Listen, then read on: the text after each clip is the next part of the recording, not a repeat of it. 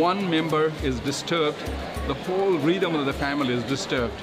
ప్రపంచంలో చాలా గొప్ప వ్యక్తులు ఉన్నారు. అలాంటి గొప్ప వ్యక్తుల గురించి మనం తెలుసుకుంటే మనము ఒక గొప్ప వేలో వెళ్ళే ఛాన్సెస్ ఉంటాయి. సో అలాంటి ఒక గొప్ప వ్యక్తి గురించి ఈరోజు చెప్తాను. మీకు ఒక నైట్ కరెంట్ పోయిందనుకోండి, ఏం చేస్తారు? ఛార్జింగ్ లైట్ ఆన్ చేస్తారు. ఆ ఛార్జింగ్ లైట్ కూడా అయిపోయింది అనుకోండి, అప్పుడు క్యాండిల్స్ వెలిగిస్తారు. ఆ క్యాండిల్స్ కూడా అయిపోతే అప్పుడు చాలా బాధ వేస్తుంది కదా, ఏమీ కనిపిస్తూ ఉండదు. దానికి తోడు చంద్రుడు కూడా లేడనుకోండి, అప్పుడు కంప్లీట్ బ్లాక్ అయి ఉంటుంది, ఏది కనిపించదు మనకి. అలా ఉంటుంది. ఎంత నరకం అనిపిస్తుంది అది, ఆ టైం, ఆ సిచ్యుయేషన్. సో పోనీ నైట్ అయిపోయింది, డే కూడా అలాగే సూర్యుడు లేకుండా అయిపోతే ఎలా ఉంటుంది చెప్పు? ఫుల్ కంప్లీట్ బ్లాక్ అయిపోతుంది. ఒక్క రోజు కాదు, అలా కంప్లీట్ జీవితం ఎలా అయిపోతుంది? ఇక నరకం, ఇక ఆ జీవితమే వద్దు అనిపిస్తుంది. సో అలాంటి వాళ్ళు ఈ ప్రపంచంలో ఎన్నో లక్షల మంది ఉన్నారు. చూపు లేక, తమ జీవితం నడపలేక, వద్దు అని ఆపుకోలేక, బతకాలా వద్దా అనేలా బతుకుతూ ఉన్నారు. సో అలాంటి ఎంతో నరకాన్ని అనుభవిస్తున్న జనాలకి వెలుగు అయిన వాళ్ళు, దేవుడు అయిన వాళ్ళు డాక్టర్ సందు కే రూట్. సో ఇలాంటి ఎన్నో లక్షల మందికి చూపు లేని వాళ్ళకి చూపుని కలిగించినటువంటి వాళ్ళు డాక్టర్ సందు కే రూట్ వారు. ఎంతో లక్ష మందికి వాళ్ళు ఫ్రీగా చికిత్సని చేసి వాళ్ళకి చూపుని అందించినటువంటి వాళ్ళు. వీళ్ళని ద గాడ్ ఆఫ్ సైట్ అంటారు, అంటే దేవుళ్ళ భావిస్తారు. డాక్టర్ సందీప్ రూట్ నేపాల్కు చెందిన కళ్ళ తజ్ఞులు. ఒక అతి తక్కువ ధరలోనే ప్రొడ్యూస్ చేయగలిగిన ఒక లెన్స్ని డెవలప్ చేసేసి దాని ద్వారా 1,80,000కి ఎక్కువ మందికి అతి తక్కువ ధరలోనే లేదా ఫ్రీగా తమ చూపుని తిరిగి పొందడానికి సహాయపడ్డారు. డాక్టర్ సందీప్ రూట్ గారు నేపాల్లో, అంటే నార్త్ ఈస్ట్ నేపాల్లో, అది చాలా వెనకబడిన ప్రాంతం, అందులోనూ ఒక వెనకబడిన పల్లెటూరులో జన్మించారు. 1954లో జన్మించారు. ఆ ప్రాంతంలో కరెంట్ ఉండదు, స్కూళ్ళు ఉండవు, హాస్పిటల్స్ ఉండవు, ప్రపంచంతో పెద్దగా కమ్యూనికేషన్స్ ఉండవు. 6 నుంచి 9 నెలలు మంచు పడుతూనే ఉంటుంది. పేరెంట్స్ కూడా చదువుకోలేదు. ఆ కొండలోనే ఏదో చిన్న వ్యవసాయం చేసుకుంటూ, పశువుల్ని పెంచుకుంటూ, ఫార్మింగ్ చేస్తూ, ఏదో చిన్న వ్యాపారం చేస్తూ బతికేవారు. సందీప్ రూట్ గారు 6 తోడబుట్టిన వాళ్లలో 2వ వారు. తన అన్న డయోరియా అనే ఒక అనారోగ్యంతో బలి అవుతాడు.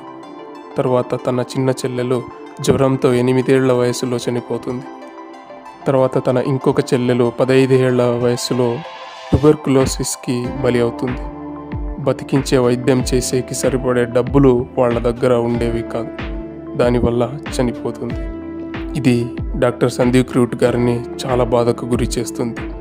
వాళ్ళు చెప్పారు, జీవితంలో అది మర్చిపోలేనిది అని. అది తనని ఎలాగైనా డాక్టర్ అవ్వాలనే గట్టి నిర్ధారానికి తెచ్చింది అని. డాక్టర్ అయ్యి పేదవాళ్ల కోసం పని చేయాలని ఫిక్స్ అయ్యారు. She is resistant to the primary line of medication.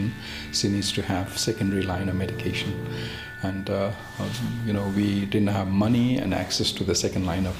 So the doctor said the best you could do is take her home. And I had a little conversation with her.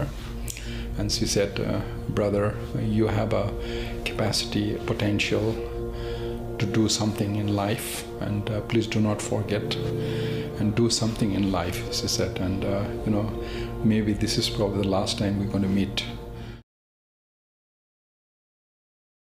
వాళ్ళకి దగ్గరలో ఉన్న school అంటే 15 రోజులు నడిచేంత దూరం ఉన్న డార్జిలింగ్లో ఉన్న ఒక school. తమ నాన్న చిన్న వ్యాపారం చేశాడు కాబట్టి ఆ డబ్బుతో డార్జిలింగ్లో స్కూల్కి పంపించాడు. తన మెడికల్ కెరీర్ స్టార్ట్కి కావాల్సిన ఖర్చు భరించాడు. ఇక్కడ పేరెంట్స్ లేక ఆ చిన్న వయసులో డాక్టర్ రూట్ గారు చాలా బాధపడ్డారు. ఒక 4-5 ఏళ్ల తర్వాత మళ్ళీ నేపాల్కు తిరిగి వచ్చారు. 1969లో తమ గ్రాడ్యుయేషన్ కంప్లీట్ చేశారు అక్కడే నేపాల్లో. తర్వాత స్కాలర్షిప్ సహాయంతో ఇండియాకు వచ్చి లక్నోలో bachelor of medicals and bachelor of surgery complete చేశారు. తర్వాత నేపాల్లో కఠ్మండ్లో ఒక హాస్పిటల్లో కొద్ది రోజులు పనిచేశారు. ఆ టైంలో వాళ్ళకి కంటి వైద్యం మీద ఆసక్తి చాలా పెరిగింది. దానివల్ల మళ్ళీ స్కాలర్షిప్ సహాయంతోనే ఇండియా వచ్చి all India institute of medical science in Delhi, లో మాస్టర్ డిగ్రీ కంప్లీట్ చేస్తారు.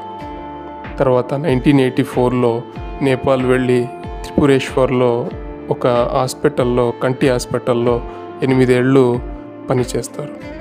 అదే సమయంలో అక్కడ WHO నుంచి సెలెక్ట్ చేసిన ఒక ఆస్ట్రేలియా కంటి తజ్ఞులు ఫ్రెడ్ హాలోస్ అనే అతను మెంటర్గా పనిచేస్తూ ఉంటాడు. ఆ టైంలో డాక్టర్ సందీప్ గారి యొక్క డెడికేషన్ను, వాళ్ళ పనితీరు, పని మీద ఉన్న ఆసక్తి, శ్రద్ధ, నిజాయితీ అన్నీ గమనించి వారికి క్యాటరాక్ట్ అనే ఒక సర్జరీ గురించి ముందుగా చదువుమని చెప్పేసి ఆస్ట్రేలియాకి సెలెక్ట్ చేస్తారు. క్యాటరాక్ట్ సర్జరీ అంటే చూపుకి ప్రాబ్లం అయిన న్యాచురల్గా వచ్చిన లెన్స్ని తీసి దాని ప్లేస్లో ఆర్టిఫిషియల్గా క్రియేట్ చేసిన క్లియర్ అయిన లెన్స్ పెడతారు. ఆ ప్రాసెస్నే, ఆ సర్జరీనే క్యాటరాక్ట్ సర్జరీ అంటారు. అప్పుడు చూపు క్లియర్గా కనిపిస్తుంది. సో ఈ సర్జరీ గురించి చదవడానికి ఆఫర్ చేస్తారు డాక్టర్ సందీప్ రూట్ గారికి.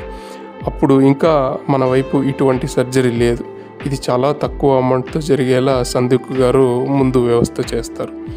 ఇలా ఆస్ట్రేలియా, తర్వాత నెదర్లాండ్, అమెరికా ఇలా అన్ని దేశాల్లో చదువుతారు.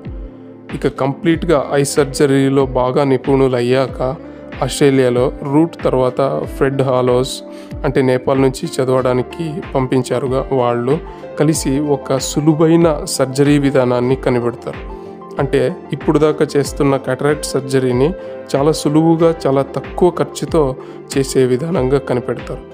ఆ ఇంట్రాకులర్ లెన్స్ అనేది ఒకటి ఉంటుంది, ఆ సర్జరీకి వాడే లెన్స్, ఆ కొత్తగా పెట్టే లెన్స్. ఆ లెన్స్ని యూజ్ చేసిన మొట్టమొదటి నేపాల్ డాక్టర్ సందీప్ రూట్ గారు. తర్వాత నేపాల్ జనాలకు తక్కువ ఖర్చుతో ట్రీట్మెంట్ చేయాలనే ఉద్దేశంతో డొనేషన్స్ కనెక్ట్ చేయాలని చెప్పేసి ఆస్ట్రేలియాలో నేపాల్ ఐ ప్రోగ్రామ్ ఆస్ట్రేలియా అనేది ఓపెన్ చేస్తారు. తర్వాత అది ఫ్రెడ్ హాలోస్ ఫౌండేషన్గా మారుస్తారు. ఆస్ట్రేలియాలోనే అన్ని సౌలభ్యాలు కల్పించి అక్కడే పనిచేయమని ఆస్ట్రేలియా గవర్నమెంట్ డాక్టర్లు చెప్పగా వద్దు అని చెప్పేసి రిజెక్ట్ చేసేసి మళ్ళీ తిరిగి నేపాల్కు వచ్చేసి ఇంతకుముందు తను పనిచేసిన త్రిపురేశ్వర కంటి ఆసుపత్రిలోనే మళ్ళీ వర్క్కి జాయిన్ అవుతారు. తర్వాత అక్కడే కంటి వైద్యం నర్స్ని పెళ్లి చేసుకుంటారు.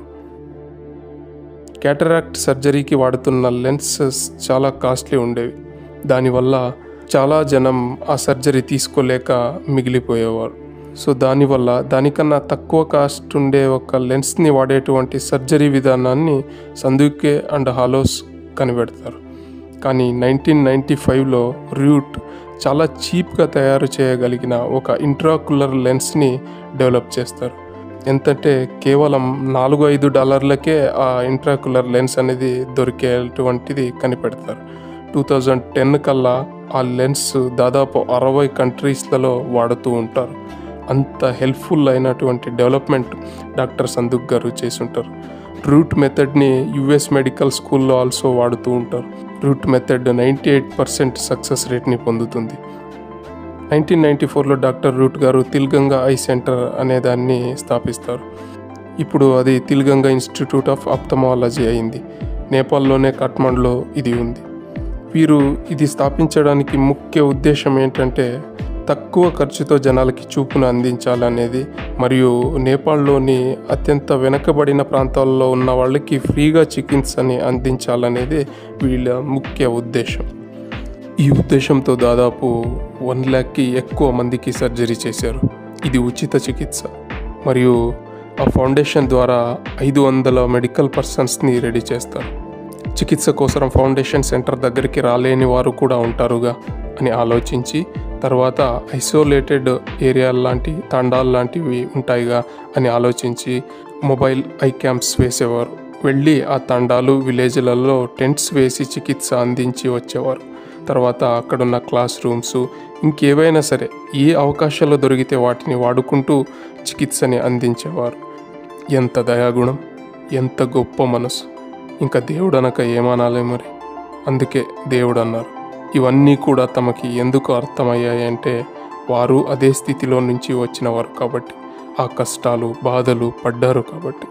తర్వాత 2021లో మళ్ళీ తేజ్ కోహ్లీ అండ్ రూట్ ఫౌండేషన్ని స్థాపిస్తారు. 2026లోపు 10 లక్షల మంది కంటి ప్రాబ్లంతో బాధపడుతున్న వారిని పరిశీలించాలి మరియు 3 లక్షల మందికైనా చూపుని ప్రసాదించాలని గురిపెట్టుకున్నారు. ఎంత గ్రేట్! నార్త్ కొరియా ఇంకెన్నో విదేశాలకి తమ వైద్యాన్ని నేర్పించారు. ప్రపంచమంతటికి ఎన్నో లక్షల మందికి వెలుగునిచ్చారు, జీవితాన్నిచ్చారు. మహానుభావుడు. వీరు నిజంగా డాక్టర్. ఎందుకంటే మనిషి నిజ జీవితంలో తాము దేవుణ్ణి చూస్తారు. అది ఎవరంటే ఒక్క డాక్టర్. నిజంగా హాస్పిటల్లో ఉన్నప్పుడు సాక్షాత్తు దేవుడులాగే కనిపిస్తారు డాక్టర్. వీరు నిజంగా అదే దేవుడులా ఉన్నారు.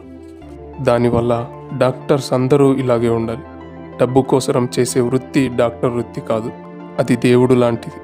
భూమి మీద ఉన్న దేవుడు డాక్టర్, అలాగే ఉండాలి. మనం కొంతమంది డాక్టర్లని చూసాం, వారి పనులు అలా ఉండకూడదు. దయచేసి డాక్టర్ దేవుడితో సమానం. సో దేవుడుగానే ఉండండి. జనం కూడా హాస్పిటల్లోనే కాదు, ఎక్కడైనా డాక్టర్ని అదే స్థాయితో గౌరవించాలి, ప్రేమించాలి. ఇలా డాక్టర్ అంటే 1,00,000 మంది జనాలకు వెలుగునివ్వాలి. ముఖ్యమైనది ఏంటంటే ఉచితంగా చికిత్స చేయడం. ఎందుకంటే డాక్టర్ వైద్యం అంటే అది డబ్బు కాదు, దానికి తిరుగు ఏదీ లేదు, దానికి సూటబుల్ వాల్యూ లేదు. అందుకే అది ఫ్రీగా చేయాల్సిందే. అది దైవం పని. రూట్ అదే చేశారు. అందుకే జనాలు దేవుడు అనే పేరు పెట్టారు. అందరూ అలా ఫ్రీగానే చేయలేకపోయినా, ఎందుకంటే ఇప్పుడున్న సొసైటీలో మనీ 100% అవసరం ఉంది. సో చేసే సంపాదనలో వృత్తి సమయంలో 10% ఉచితంగా, అంటే చికిత్స తీసుకోగలిగిన స్తోమత ఉన్నవారికి వద్దు, స్తోమత లేని వాళ్ళకి ఉచితంగా చేయాలి. చేస్తే బాగుంటుంది. అండ్ 100% నిజాయితీగా ఉండాలి, వృత్తి ధర్మంగా ఉండాలి, వృత్తికి గౌరవంగా నిష్ఠగా ఉండాలి. డాక్టర్ సందీప్ రూట్ గారు ఎన్నో లక్షల డాక్టర్లకు మరియు మానవత్వకు ఇన్స్పిరేషన్గా, నిదర్శనంగా నిలిచారు.